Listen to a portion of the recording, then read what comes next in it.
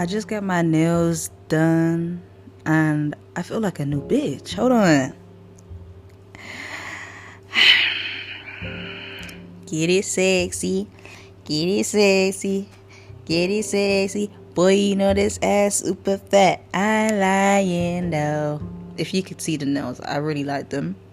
Shout out to my homegirl. I forgot what her name is on Instagram, but I will put her name in the bio. She was lovely. I really liked her. She was giving me combo. She was really nice. Shout out to her. She was really a cool person. Made me feel comfortable. The set was real good. Like, the set is really nice. Definitely gonna come back I'm definitely coming back to get my nails done. But she was a vibe as well. Like, hopefully I can hang out with her outside of nails, because she was a bit of me, can't lie. But hope you guys have been okay. Today, well, it's Easter weekend. I don't know if Americans have like bank holidays, but there's 4 days. It's jam-packed. Let me tell you about it. Tomorrow I got a little date with my man. I don't know where he's taking me, but he gave me a hint. He said Asia. So I'm thinking he's taking me Ivy Asia, Ivy Asia. But he said that's the only hint I'm going to get, which is okay, I guess. At least it's something. But, TMI, just started my period and I'm meant to be wearing a dress. And how am I supposed to wear that dress? A lot of you guys will be like, tampons. But I'm sorry, I don't trust tampons.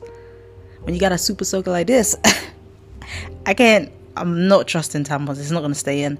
It's TMI, sorry, but tampons don't work for me. So I feel like I can get away with pads depending on how heavy I'm going to be tomorrow. But hopefully all goes well. I can wear my outfit because it's not cold, but it's not hot. But like, I feel like I can get away with the dress and stuff. I need to do my everyday shower and just feel like a bad bitch, because the nails have already got me hyped. I've taken out my hair. I need to wash my hair. My sister's gonna help me put in a slick bun. And yeah, I'm also getting my tooth gems done as well, because I'm gonna be looking like a bad bitch. I can't wait. But on this segment, I'm going to be talking about friendship breakups in your 20s, because I'm going through it. I literally just went through a friendship breakup. And to be honest, I've been through plenty of friendships that, didn't work out. But this one in particular really hurt me.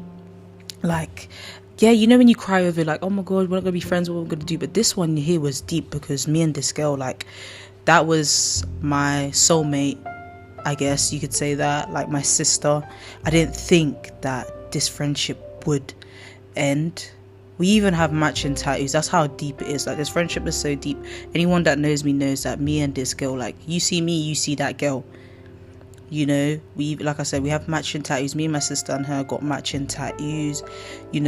We would always talk about growing old with each other. She kind of had the same views as me, like, oh, when you have your kids, I'm going to see you have kids, I will see you have kids, or you see me have kids, whatever. That type of friendship. Like, we was talking future, like, when we get our mans and whatever and stuff. Like, it was deep. Like, I've known this girl for years. She was my homegirl, ride or die. So, for her to break up with me hurt me. But let me just give you a little bit of context. So from last year, she went on a hiatus. Like, she stopped talking to me and my sister for 6 months due to personal reason that I'm not going to disclose on here, because at the end of the day, regardless if we're not friends, I just feel like it's not my place to say other people's issues. So I'm going to respect her and not disclose all of that. But if I'm honest, like, when she went on that 6 months hiatus, it broke me. Like, it affected my mental health. Last year, my mental health wasn't at the best place. Like, it was really bad. So for her, someone that I would always go to for advice, anything, I would talk to this girl if I could, literally every day, due to her lack of communication or her response being shit. Like, that was my go-to person. So imagine not having someone that you can go to for whatever, talk about whatever. They're gone for 6 months. I felt like, oh, who am I gonna talk to like that? Like, who am I gonna vent to, it just didn't make sense as to why she went on a hiatus. Like, she would be posting on TikTok, but you can't even pick up the phone to, you know, message me. And I feel like, as a friend, if I have wronged you, forgot to mention, she went on the hiatus because of me and my sister. And I just didn't understand, like, mate, if me and my sister wronged you, then as a grown-up, or as friends, or as your sisters, would you not sit us down and be like, look, guys, you've hurt me? Like, see, okay. So when she was feeling that way, I feel like, as a friend, you should have came to me and been like, hey, you hurt me, moving forward, what can we do to make the friendship better and to avoid these problems? Cool.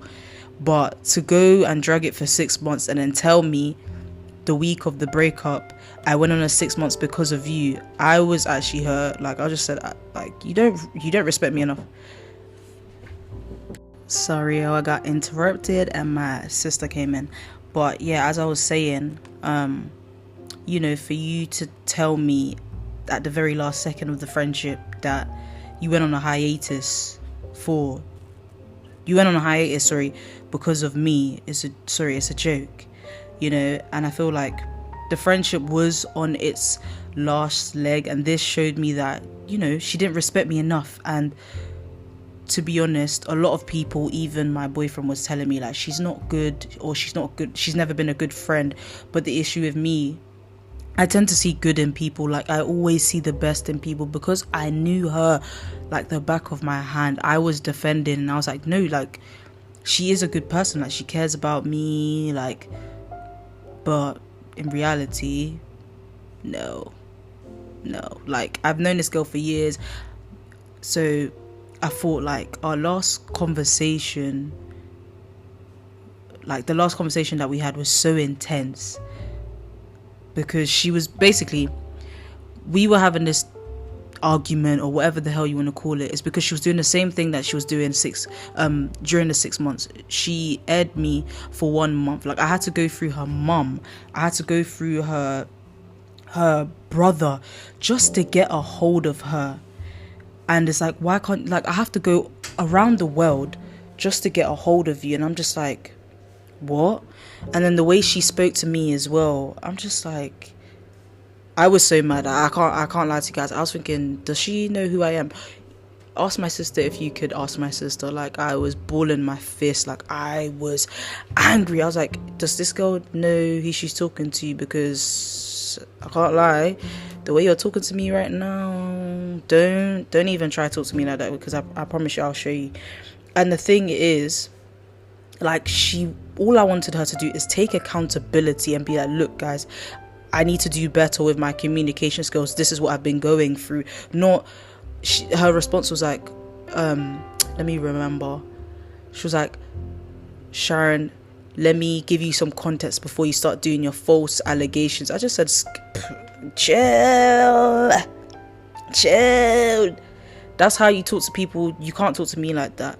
And I just feel like, you know, you not taking accountability, you not acknowledging or taking accountability. Like, this is not the first time I've encountered someone that don't take accountability and likes to play victim and shift the blame on others rather than taking accountability. It is really mentally draining. Like, I had another friend, the friendship ended because she didn't take accountability when she was intoxicated, and, you know, her man caught her cheating. We was all looking at her, and then the next day for her to be like, oh, you left me for dead. And I was actually really heartbroken, because I'm like, I'm not someone to leave you by yourself. Like, I was looking after her. Anyone around me would even tell you I was looking after her. So it's like, you know, it's kind of sad for me, because I'm like, does every chapter have to be like this? Like, does every ending of a friendship always has to be the person portraying you as a bad person? Why can't we just end things on a good note and be like, you know what, there was good things in the friendship, you was a good friend, but for me personally right now, I just can't do the friendship, but I was the one who ended it. But I feel like, you know, when you think about it, it's kind of mentally draining. It was very mentally draining to be friends with her, because now that I'm out of it, it's like I can, it's like I'm like, when you replay things in your head, I'm like, she was very defensive. Like the way she was speaking, she was very defensive. If she don't understand. Like, I hope she hears this. You don't understand how much I've done for you, how much sacrifices me and my sister have done for you, and for you to just speak to us like this, or speak to me like this, is crazy. Like, my heart was actually in pain.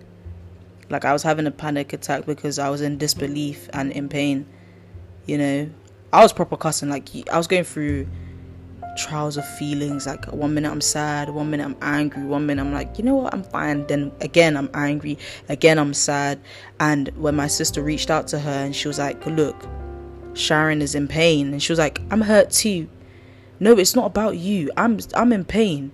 You can't acknowledge that you are making me feel like this. Why are you making me feel like this? And it was like I wasn't talking. It's like I didn't know her no more. It's like I was talking to somebody else.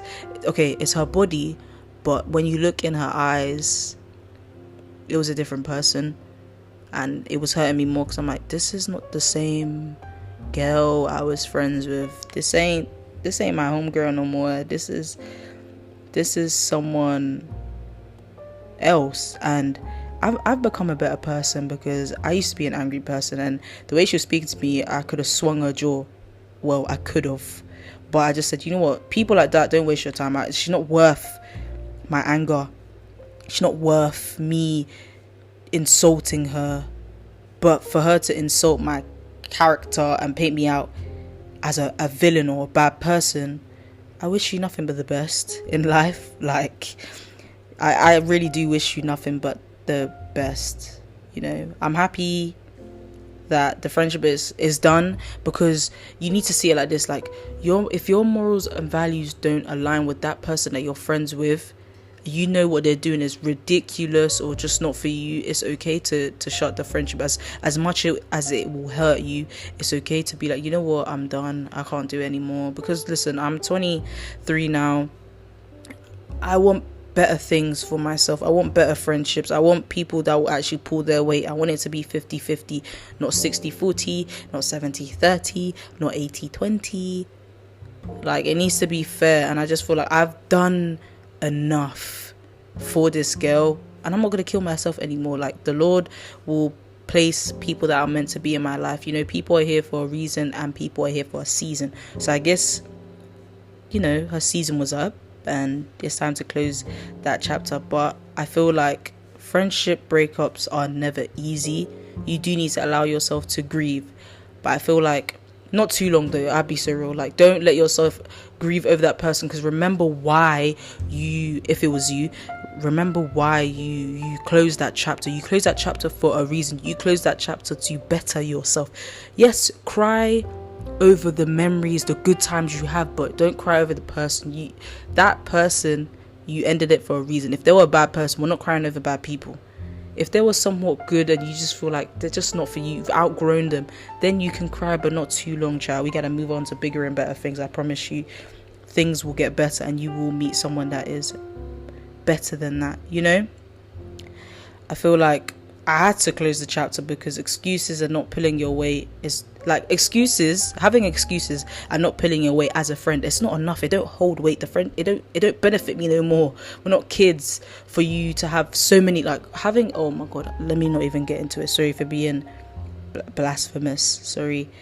But, you know, I just feel like just take your time to mourn over the friendship, but this is a great opportunity for you to reevaluate your morals and values, as I said, and your expectations from your friends. If you feel like they're not respecting you, do not waste your time holding on to something that's not worth it. And remember to put yourself first. A lot of people lose themselves into trying to make someone else feel better, or putting someone else's priorities before your own. Remember, this is your own walk of life. Yeah, like, this is your own walk of life. No one else should hinder or it. Time is important, guys. Like, I kid you not, I don't even know how to put this. Like, you can't let that person consume you.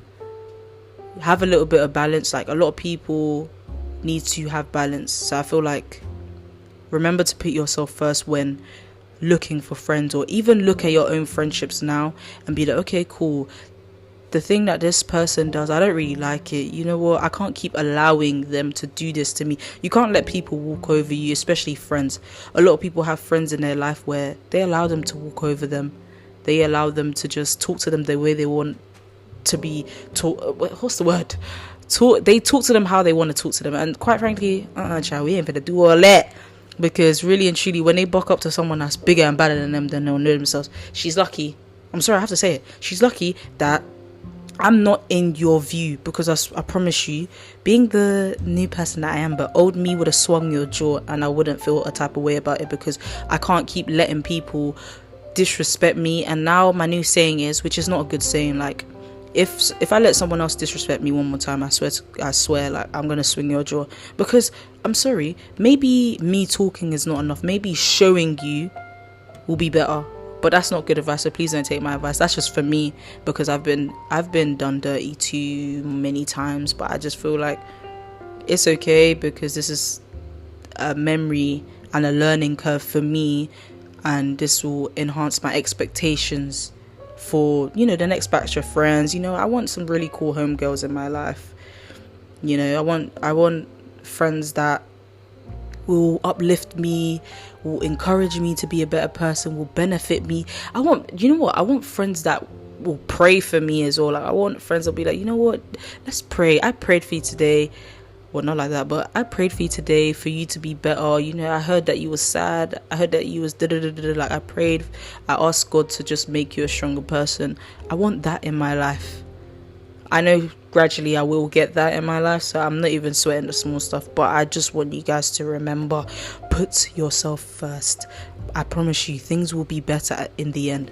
So wipe your tears, look in the mirror, slap on some sexy red, get it sexy, get it sexy, get it sexy. I'm sorry, I need to be playing sexy red in the summertime. Boy, you know this ass real. I'm dying though. But yeah, I hope you guys enjoyed this episode. Like, I was very eager to film this, because I feel like a lot of people don't know how to deal with friendship breakups, and I want to be that person to, you know, give you some tips and tricks and just share my experiences with dealing with it. But you're not alone when I say that it will get better. So it's okay to be alone, I guess, but it will get better. But yeah, I hope you guys enjoyed this episode, and I'll see you in the next one. Okay, bye.